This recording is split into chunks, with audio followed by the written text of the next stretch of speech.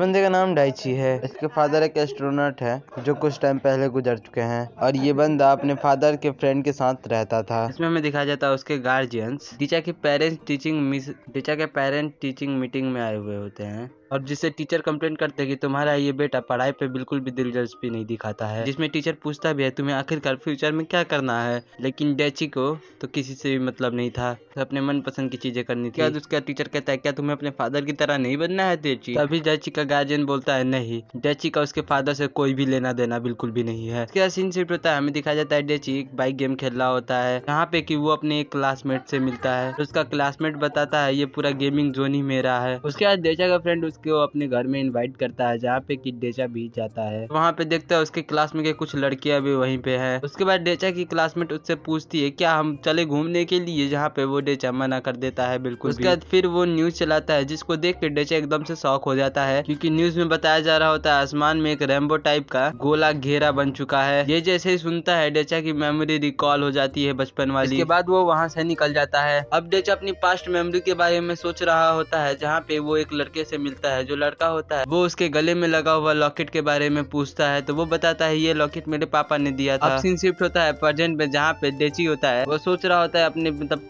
Past के memory को recall करने के लिए उसी जगह पे जाए जहाँ पे उसने पहली बार सर्कुलर रेनबो को देखा था। उसके पास्ट में दिखाया जाता है जो वो एक बहुत बड़ी जाली को टाप के वो अपने आप में सेलिब्रेट कर रहा होता है। तो वो दूसरा लड़का बोलता है इसमें कौन सी बड़ी बात है, ये तो मैं भी कर सकता हूँ। इसके बाद डेचा अपने नेकलेस को पे लगा देता है और उस बंदे के साथ कंपटीशन करने लगता है जिसपे वो भी बच्चा एक बूमेरैंग फेंकता है जिसको ये लपक के पकड़ लेता है कुत्ते की तरह और वो जीत जाता है। यहीं पे वो बैठ के बात कर रहे होते हैं उसमें ही वो अपना नाम टैपे बताता है।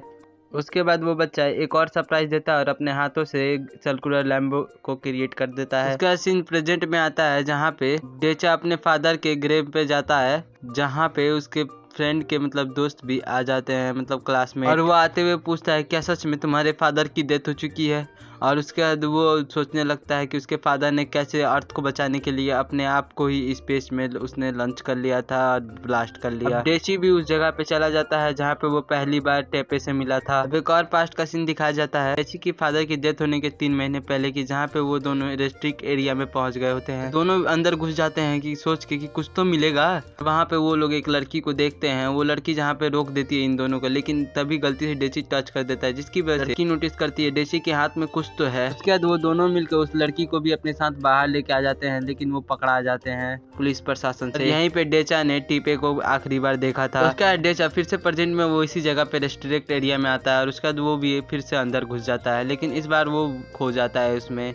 लेकिन वहाँ पे एक बांसुरी बजाने वाली लड़की उसे रास्ता दिखाती है और वो अपने साथ लेके जाती है उसको। हमें दिखाया जाता है कि स्पेस में एक रोबोट अर्थ पे हमला करने के लिए आ चुका है जहाँ पे डेचा के फादर भी काम किया करते थे। तभी वो लड़की डेची को सबसे डीपेस्ट पार्ट में ले जाती है और वो उन रोबोट को देखने के लिए कहती है जो कि पृथ्वी को अब नष्ट करने के लिए आने वाले होते हैं। ये सब देखने के बाद डेचा तो काफी ज्यादा शॉक हो जाता है वहाँ पे। तभी अचानक से उसके हाथ में एक गन आ जाता है और हाथ चमकने लगता है। डेची को लॉन्च पैड में लिया जाता है जहाँ मुलाकात होती है एक साइंटिस्ट थे जो कि पूछता है क्या तुम ही डेची कैप्टन हो। इस बंदे को इसका शक्ल देख के बिल्कुल यकीन नहीं हो रहा होता है कि ये सच में ये दुनिया को बचाने वाला है। अभी डेचा वहाँ पे बोलता है अचानक से मेरे हाथ में ये गन आ गई और मुझे पता नहीं ये मेरे हाथ में क्यों। हमें पता लगता है कि यहाँ पे और भी स्पेस स्टेशन है जहाँ पे ये लोग बिना किसी के परमिशन लिए वहाँ से स्पेस को लॉन्च कर देते हैं। दिखाया जाता है जो रॉकेट अभी जस्ट लॉन्च हुआ था उसमें से एक छोटा सा रॉकेट बाहर निकलता है और वो डायरेक्ट जाके 3 स्पेस स्टेशन के साथ जाके मर्ज हो जाता है और मर्ज होने के बाद एक जायंट रोबोट को बनाते हैं वहाँ पे। टेपे के गार्जियंस को पता लगता है टेपे बाहर है तो रोबोट के अंदर कौन है। यहाँ पे सब लोग सरप्राइज हो जाते हैं जब देखते हैं कि रोबोट के अंदर तो डेची है। डेची से कोई एक लड़की कांटेक्ट करती है और करंट सिचुएशन के बारे में बताती है और कहती है कि तुम अगर कुछ भी नहीं करोगे तो ये वर्ल्ड अभी के अभी डिस्ट्रॉय हो सकता है। डेची को तो चलाना नहीं आ रहा होता है रॉकेट, तभी वो कहती है तुम बस अपने गन को होल्ड करके रखो। डेची भी अपनी गन को बस होल्ड करके अब शूट करने वाला होता है, लेकिन जैसे कि हम लोग देख रहे होते हैं कि वो एनिमी इधर उधर घूम रहा होता है, इसलिए डेचा भी अपना एम सही से नहीं लगा पा रहा होता और उसे कुछ भी समझ भी नहीं आ रहा होता। डेची के दिमाग में चल रहा होता है कि बस अब हम मरने वाले हैं। तभी वो एनिमी लड़ते लड़ते डेची के पास आ जाता है तो वो लड़की इसी मौके का फायदा उठा के उस एनिमी के ऊपर अटैक कर देती है और वो एनिमी मर जाता है और हम लोग जीत जाते हैं। अब ये लोग मैच तो जीत जाते हैं लेकिन इनकी इस मैच की वजह से इनका रोबोट काफी ज्यादा डैमेज हो गया था। तो वो जो साइंटिस्ट होता है वो बोलता है लड़की ने इस रोबोट को कंट्रोल करने के लिए मदद की थी, मैं बस वो लड़की से मिलना चाहता हूँ। कमांडर कहता अच्छा ठीक है फिर मैं उस लड़की को कल ही अपने बेस में बुलाऊंगा।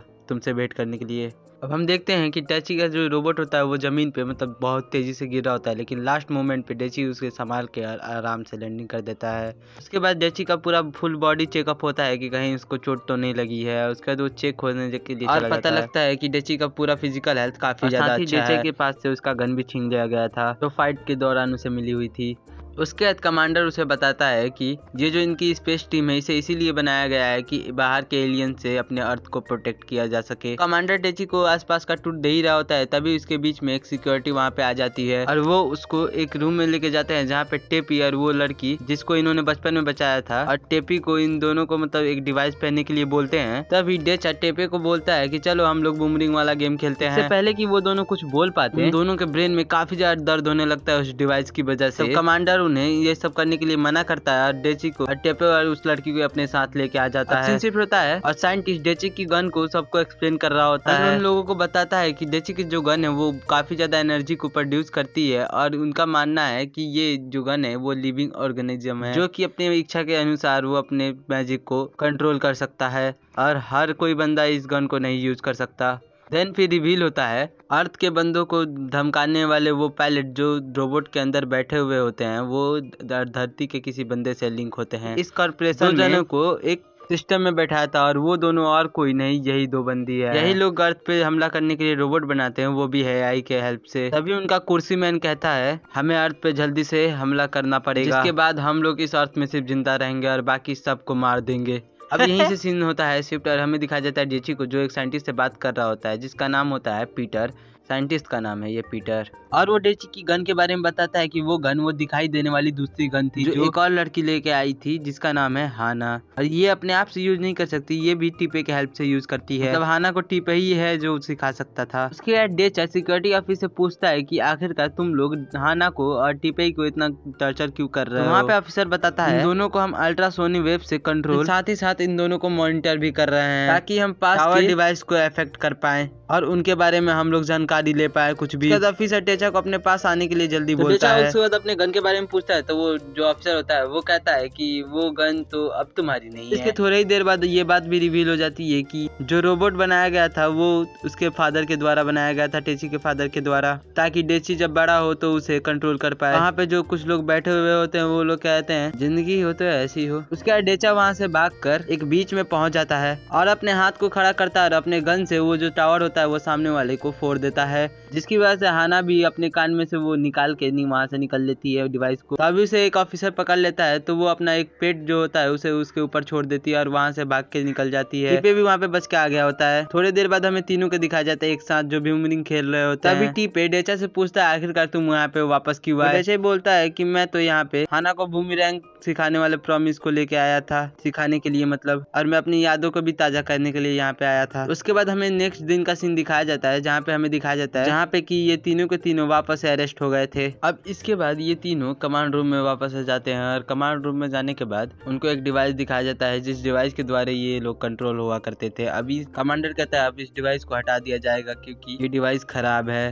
तभी वहाँ पे एक ऑफिसर आता है और वो गुस्से में कुछ भी नहीं बोल पाता और गुस्से में वहाँ से निकल के चला ही जाता है। तो उसके बाद पीटर नामक एक साइंटिस्ट इन लोगों को एक लड़की से इंट्रोड्यूस करवाता है जिसका नाम आकारी होता है, जहाँ पे कमांडर वो उसे देख के कहता है सच में क्या ये मेरी बेटी आकारी है? हमें यहाँ पे पता लगता है आकारी कमांडर की बेटी है और वो अपने मदर के साथ तब से रह रही है जब से उसके मदर और फादर का तलाक हुआ और उसकी मदर अभी स्पेस गवर्नर के पोस्ट पे है। टीचा को यहाँ पे रियलाइज होता है कि आकारी अभी हमारी हेल्प कर सकती है अपनी हैकर स्किल से।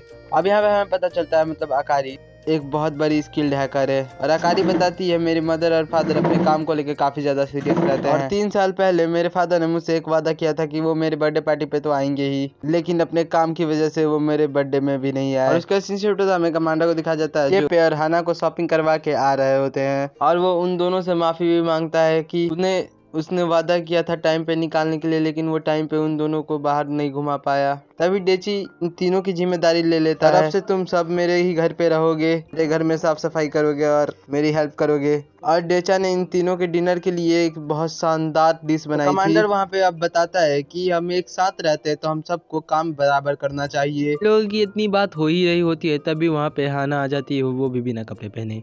और वो कहती है कि मुझे बाथरूम में जाना था, तो यहाँ पे बाथरूम का रास्ता किधर से है। और इसको देख के ये तीनों लड़के अपने आंखों को बंद कर लेते हैं। उसके बाद रात को हना उसी कमरे में थी जहाँ पे अकारी थी। तो अभी अकारी वहाँ पे देखती है कि अचानक से हना की गिलहरी आ गई है और वो अकारी के कंधे पे जाके बैठ जाती है। और हमें दिखाया जाता है और टीपे एक साथ बालकनी में होते हैं। डीजे तारे को देखते हुए कहता है, कैसे मैं पहले भविष्य की चिंता करता था और अभी देखो मैं कहाँ पे आ गया हूँ, मतलब मैं तुम लोगों के पास हूँ अभी यहाँ पर। अचानक से कहता है टेपे से कि मुझे रेनबो देखना है, जो टीपे उसे अपने हाथों में दिखा भी देता है और सोचता है कि डेचा बिल्कुल भी नहीं बदला, पहले की तरह बहन का लौड़ा है। अब एपिसोड हुआ यहीं पे खत्म और आप लोग कमेंट में जरूर बताना आपको ये कैसा लगा। अगर आप लोगों को अच्छा लगा तो कंटिन्यू जरूर से करेंगे हम लोग। और मेरा बोर्ड भी आ रहा है तो मैं ऐसे टाइम में भी आपके लिए वीडियो बनाता हूँ, इसलिए लाइक और सब्सक्राइब करना तो बनता ही है। शायद आप लोगों की कृपा से आज मेरे 1000 सब्सक्राइबर भी पहुंच जाए। तहे दिल से आप लोग का शुक्रिया कहना चाहता हूँ। और अगर आप लोग अभी तक देख रहे हो तो कमेंट में 1K लिख दो, मैं आप लोग को जरूर से हार्ट दूंगा। अगली वाली वीडियो में शाउट आउट भी। बाय।